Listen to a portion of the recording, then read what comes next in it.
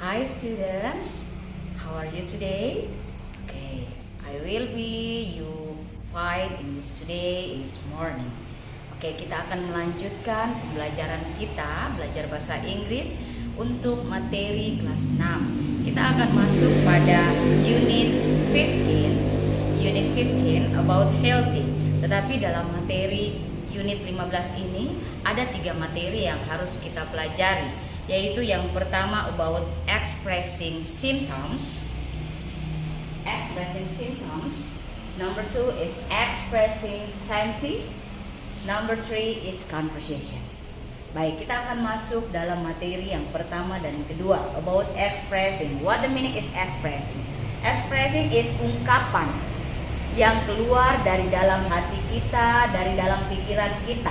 Apa yang dimaksud dengan expressing symptoms? Expressing symptom is sebuah ungkapan yang digunakan untuk menyatakan ekspresi tentang bagian tubuh, dan yang pastinya ekspresi tersebut yang dipakai adalah ekspresi dalam bahasa Inggris.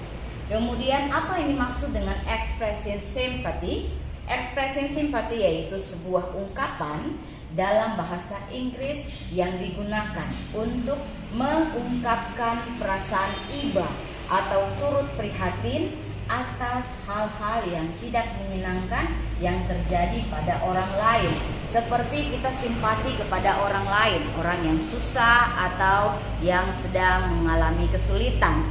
Kita masuk dalam bagian yang berikut, example-nya. Bagaimana tentang contoh? Expressing symptoms. Example-nya, contohnya anak-anak boleh lihat pada halaman 103. Dalam halaman 103 di situ ada kata-kata headache, stomach, toothache. Tetapi di sini memang langsung pada contoh kalimatnya. Anak-anak juga boleh melihat dalam buku cetak ada di situ expressing symptoms, yaitu seperti my back hurts. Back ini merupakan bagian tubuh kita. Kemudian yang kedua, his eyes hurt. Eyes merupakan bagian tubuh kita. Jadi kita ambil kesimpulan di sini, expressing symptoms sesuai dengan pengertiannya, yaitu kita mengambil bagian tubuh kita yang mengalami masalah, sehingga kita bisa masukkan ke dalam kalimatnya menjadi expressing symptoms. Kemudian kita masuk dalam expressing sympathy.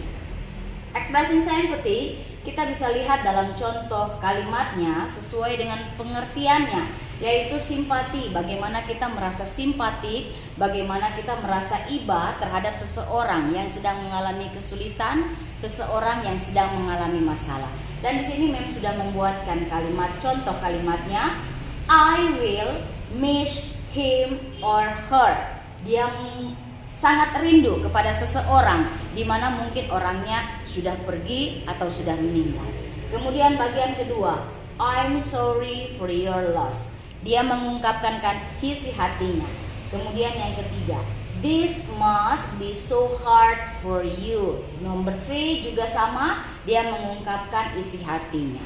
Baik, berarti kita mengambil kesimpulan kembali dari expressing symptoms dan expressing sympathy merupakan ungkapan hati kita tentang kesulitan atau kesusahan seseorang di bagian atas tentang bagian tubuh, sedangkan yang di bagian bawah yaitu mengenai seseorang yang dimana kita merasa iba tentang kesulitan atau kesusahannya.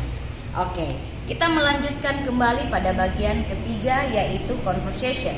Conversation atau dialog, atau kemudian yang biasa kita artikan dengan perbincangan tentang dialog di mana antara 2 orang atau 3 orang. Nah, di situ kita sudah membahasnya pada semester 1 juga. Anak-anak boleh melihat contoh dari conversation tersebut ada dalam buku cetak. Baik anak-anak, untuk lebih lanjutnya kita akan membahas nanti pada pertemuan daring. Terima kasih, semoga dipahami. God bless.